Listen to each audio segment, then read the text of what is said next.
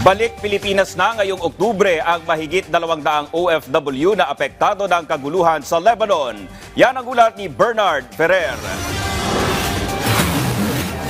Patuloy na tinututukan ng Department of Migrant Workers ang kondisyon ng overseas Filipino workers o OFWs sa Lebanon sa gitna ng nagpapatuloy na krisis sa naturang lugar. Ayon kay DMW Secretary Hans Leo Kakdak, aabot sa 221 OFWs ang uuwi sa bansa sa pagitan ng October 21 hanggang October 28. 20 OFWs ang inaasang darating sa bansa ngayong linggo. Pinoproseso na rin ang 350 OFWs upang makauwi na sa bansa, kung saan 178 OFWs ang tumutuloy sa 3 shelter sa Beirut. May mga doktor, nurse at social worker sa mga shelter na tumutugon sa pangailangan ng mga OFW. Patuloy ang panawagan ng DMW sa mga OFW na avail ang voluntary repatriation.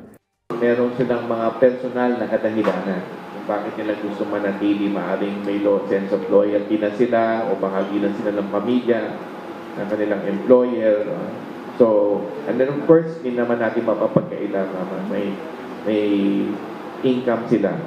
Tiniyak din ng DMW ang tulong pinansyal na ibibigay sa mga OFW na uuwi ng bansa. Pagbalik ay 150,000 pesos. Combined yan ng DMW at OWA. Ay yan ay kahit pa paano 4 hanggang 6 na buwan yan ang sahod. Kasi nga mga domestic workers sila doon.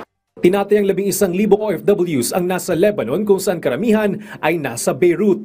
Nagtatrabaho mga ito bilang domestic workers. Kasalukuyang nasa alert level 3 ang sitwasyon sa Lebanon kung saan voluntary repatriation ang ipinatutupad ng pamahalaan. Bernard Ferrer para sa Pambansang TV sa Bagong Pilipinas.